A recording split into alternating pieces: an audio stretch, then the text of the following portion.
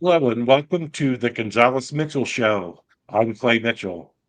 And I'm Patrick Gonzales. And today, Patrick and I have a very special guest. He is Tyrone Keys.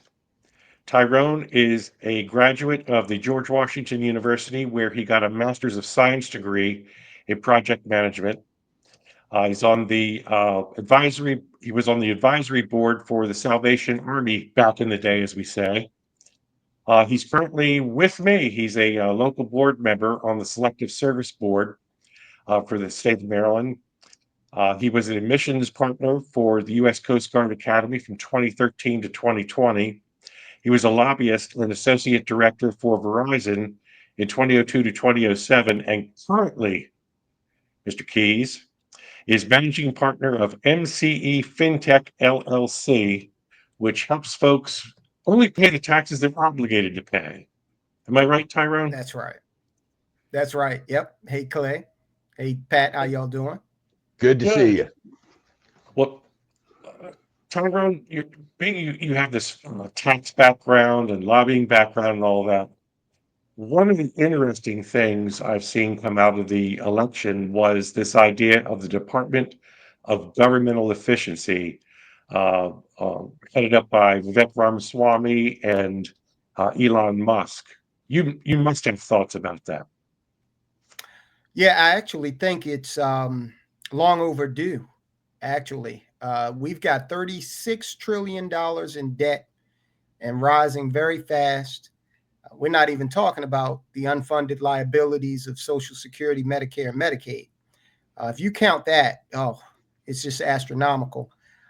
So I like the fact that we're going to be focused on looking at government waste, and there's a lot of it out there. And it's also time for us to start thinking outside the box. And Clay and Pat, you guys know I'm a bit of a science buff, right? But I think it's high time that we take a look at not just the Department of Education, but let's look at NASA. If I had my way, I would cut their budget in half and I would confine them to unmanned space probe missions only, scientific missions. And I would let the likes of SpaceX and Blue Origin and it's time for the private corporations to take that and run with it. And we could save quite a bit of money if we were to think in those terms. Nothing's off the table. I agree. And I think in terms of like putting it as a household, what household could survive the financial pressures that have been on our government for 10, 15, 20, 30 years? None. It's insane. And we just keep putting off the inevitable. Instead of putting it off any longer, Clay, I think dealing with it now is a super idea. What say you? I agree. With the $36 trillion accumulated debt, and as Tyrone says, I'm sure the unfunded liabilities is in the hundreds of trillions. It's got to be. We have to do something. And if uh, everybody knows that the government's bloated, everybody knows that there's duplicative services. Uh, Now, when you talk about NASA, Tyrone, you're touching a special place in my heart because I've been the Apollo flights. And I wouldn't say I agree with you. I'd say 90%. I think there's a role in government as far as the research end of it that they should be involved with that, especially in manned flight, because we don't know where the Space Force and all that, how that's going to develop. And I would keep involved with that. Uh, 5 years ago, I would have said, oh no, only the government can do this. But I saw like President Trump, I saw that rocket come down that gantry and it grabbed it, and he was asked by President Trump, can the United States do this? No. Can NASA do this? No. Can any other country do this? No. And that shows sheer innovation for pennies on the dollar for what NASA could do. So I agree with you on that. Now, as far as entitlements, Tyrone, what are your thoughts on how to get our arms around that?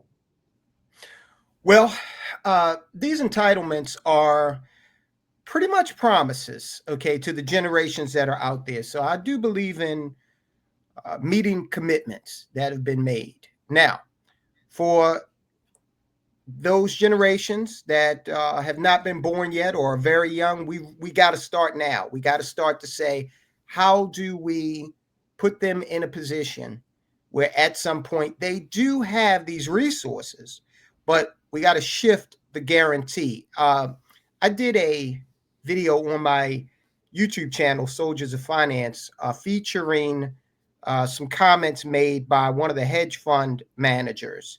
And he came up with what I thought was a brilliant idea. He said, basically, what we need to do is we simply give each newborn $7,000. You put that away for that person. Now, we're not going to run a Ponzi scheme anymore like we're doing with Social Security. You put that 7 grand into an account for that individual. You index it to, say, the S&P 500, which has reliably returned about 9.5% on average over the last 20 years. And once you do the math, and we do the math on the video and break it down, uh, you're getting well over $1 million of return at 65. Okay. And then we go further and say, hey, look, you don't have to wait for the government to do this. You know, if you engage in some family planning and you know that 10, 12 months from now, you're going to be having a child, you could do that right now and empower that child without having to wait for the government to do it. So those are the kinds of ideas we really need to get comfortable with. I agree, and I think part of that gets back to kind of restructuring the way we've done things for the last decades, and hopefully that will be one of the aspects that they deal with. Another thing I'm interested in, guys, is this recent pardon that's kind of dominated the news. As we're all aware, President Biden pardoned his son going back for about a 10-year period. And it was sort of a blanket pardon. No matter what if it's discovered Hunter Biden whacked somebody in 2016, it's covered in this pardon theory. So my question to you first, Clay, is what do you think of the pardon? And then, but more importantly, is President Biden going to pardon anyone else, perhaps in his family? And ultimately, the big one, do you honestly think that before he leaves, while he still has the chance, President Biden pardons himself? I look at this in two ways, Patrick and Tyrone. The first way, if this was any other time, uh, about them making statements that no one is above the law and our Justice Department's independent from the White House, I would say this is a bad broad thing to do. On the other hand, I look at it from a frame of reference of President Biden. You all want to kick me out of the general election, and I just got 14 million votes. I had all the delegates, and you just swat me aside. Then you ignore me.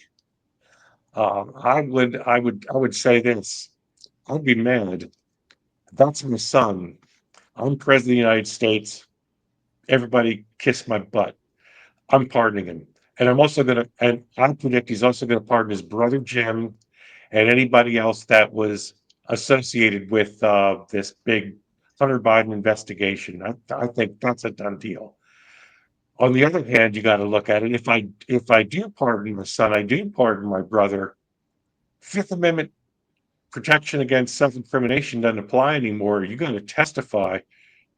They get summoned before a committee or court. They have to testify, and if they don't, that's a crime. Um, I see it as a two-way sword, two-edged sword, so to speak. And but if I was President Biden, I'd have done the pardon, given what I know about what went on. Tyrone, what do you think? Well, On the one charge dealing with the gun, I actually had a problem with those charges. I don't think he should have been charged on that because there is nothing in the Constitution that says you need to be clean and sober in order to avail yourself of any of your rights, Second Amendment or otherwise. So I thought that one was a dangerous precedent. Mhm. And I was really shocked that he got found guilty on it because it's not constitutional to ask the question. So what next? Are you going to qualify my right against self-incrimination? Do I have to be clean and sober in order to avail myself of that? So I had an issue with that. So I don't have as much of an issue with the pardon on that. I will say this: if Biden had come out initially and said, in answer to all of the questions, you're going to pardon your son, you're going to pardon your son, he should have said yes. He should have said, yeah, I am going to pardon my son. I have the power to prevent my son from ending up in Mhm. prison, and I'm going to do the same thing any of you would do, for these types of charges at least. Okay, he's not convicted of murder or anything like that. And I think the reason he didn't is because he thought he'd still be running for president, and I get that. Um, but with regard to the time frame, yeah, it's mighty coincidental that it goes all the way back to the origin of the whole Burisma thing. And yeah, the Bidens were a crime family. And one interesting note is Yeah. the Rainmaker, he's gone now. You're not going to see any Biden on the lecture circuit. You're not going to see any, novels or biographies coming out written by him, at least. So the gravy train is pulling into the station. Family's going to have to figure out what their next step is financially. Yeah, and Tyrone, you talked about Biden should have, when asked 6 months ago, are you going to pardon him? Yes.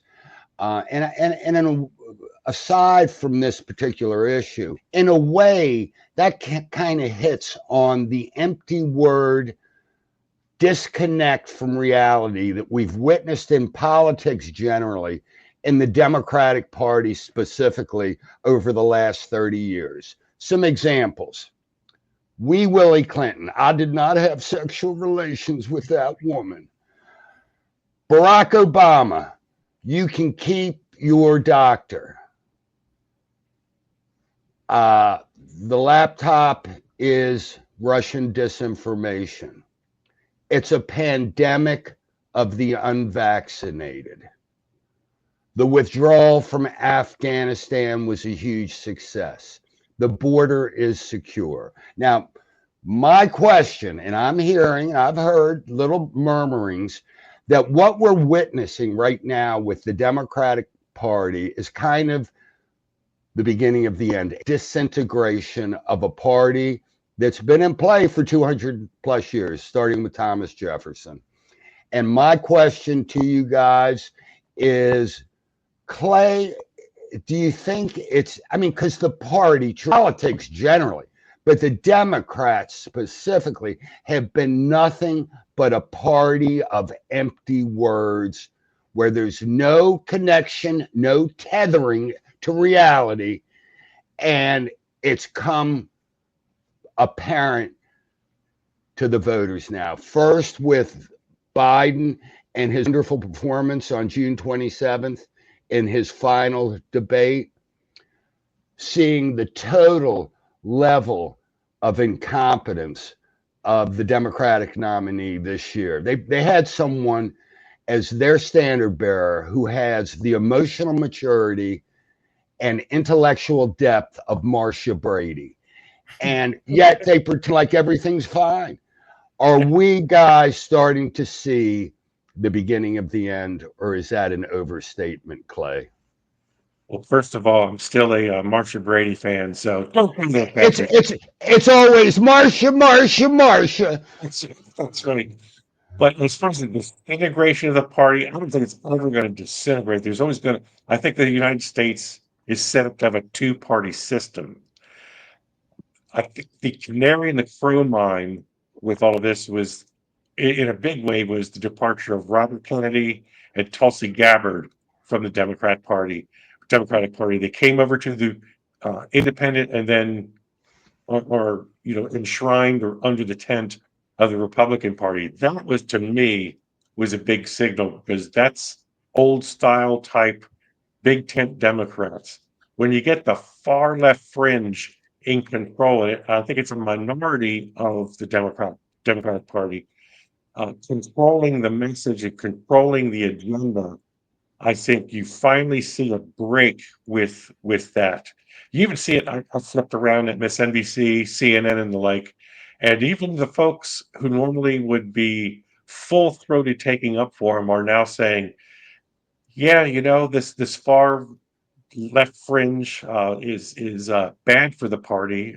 James Carville said it's over the past 10 years they've ruined the brand, and the brand should go back to where it was with Jack Kennedy and Bobby Kennedy Sr.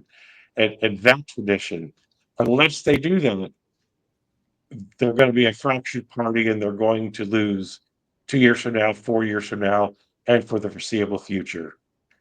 Tyrone, what do you think?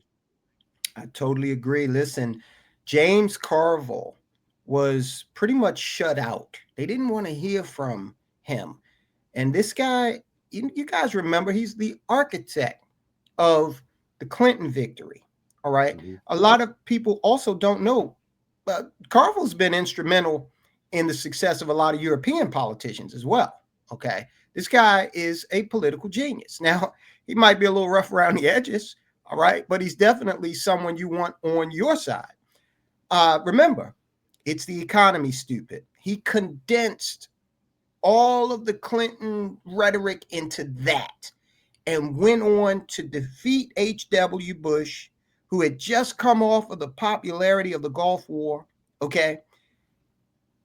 The one issue that we all have in common, I don't care what ethnicity you are, I don't care who you're sleeping with, what your age is the economy. That's the one thing we all have in common. And for whatever reason, modern day Democrats, at least in the past, you know, 8 years, have ignored that. Not only have they ignored it, but if you look at what Kamala Harris did, she not only lied to your face and told you that, oh, everything's fine, you know, we're just going to continue to do things that we've been doing. She said that on The View. Uh, then she threw millionaires and billionaires in your face in some weird attempt to campaign. And it fell flat, thank God. And the American people said, I don't really care what Oprah has to say. Beef is $7.99 a pound. Okay, so it's the economy each and every time. The Republicans now, here's the cautionary piece of this. Now we have the whole ball of wax, okay? From stem to stern, we got both houses in the legislative branch, we got the executive, and we have the judicial. And it looks like things are going to get even better for us in the judicial branch. We got to do something with it. We got to, be full throated. The people have spoken. So that's my caution to the Republicans. You got to make some things happen now. And just tagging on to that real quick, guys, where do you think, and we'll just think of it not individually, piece by piece by piece, but as a whole, in this effort and promise and pledge to make America great again, where fundamentally do you think, and let's pick 6 months, so from inauguration. So let's go with on July 4th, 2025, what do you think the general overall consensus of the Trump administration is going to be? I'd say, Patrick, like Tyrone was just saying, it's all about the money, it's all about the economy. It looks as though some of these reforms will be able to get through the Congress, meaning some of the popular tax cuts he was talking about. No tax on tips, no tax on overtime, no tax on Social Security. I think those will go through. What I think is going to be harder, cost cutting wise, by July the 4th, is the reaction to maybe a serious elimination of the Department of Education and those types of moves. I think those are tougher moves to make. If it looks as though this is a positive change and the markets react positively to it, and his approval ratings say even stay just near 50%, doesn't have to go up, just near 50%. I think the country's in good shape by July the 4th. But there's some heavy lifting when you talk about elimination of bureaucracies that I think is going to take a while. What do you think, Tyrone? Tyrone? Yeah, yeah. The Department of Education, uh, they also, the Republicans, need to do a great job of communicating the role of the Department of Education. Okay, because let's be honest here, we sent men to the moon, brought them back safely without a Department of Education. Uh, this bureaucracy, a lot of the government, especially federal government, a lot of these departments are make work programs. All right. And I think that when it comes to education, that's something that the states and the localities, they should be responsible for setting their path there. Okay. Because they know what their local economies look like. And I would argue that most people who are going to graduate from a public school setting are going to pretty much stay local um, in terms of their professional careers. So I think the states should take that role. Now there's this weird conception that if we get rid of the Department of Education, then schools can't be funded. But right now, tax money from the citizen in Baltimore, for example, federal tax money goes up to the Department of Education and then it comes back down. Okay, Right. so we can cut out the middleman and have that money administered at a state level. All right. Mhm. And I think that would be a heck of a cost savings. One last thing on government jobs, they're inflationary. All right. Because government employees, now I'm not castigating all government employees, but it is true that government employees do not produce a marketable product or service. All right. So when we get the federal government to pay salaries for folk that may or may not be working, anything the federal government spends money on is inflationary. All right. So that's another reason why we need to look closely at these bureaucracies. Patrick? Yeah, no, I can see the that time on the clock is getting there, but no, I totally agree. That's right. I just noticed the clock too. Tyrone, we got to have you back. I mean, I wanted to cover some more things about, say, Defense Department budgets and other things, energy exploration. Maybe we can annex Canada as the 51st state. Things like that. Things like Ah, that. But you see that clock on the wall. I'm afraid, Tyrone, it's time to say goodbye, Patrick. Goodbye, Patrick. goodbye, Patrick and Tyrone. In my head, I envision 100 more shows with us. There's just too much to talk about. I would be happy to do it anytime you guys want. Great. Thank you so much, Tyrone. Goodbye, Patrick.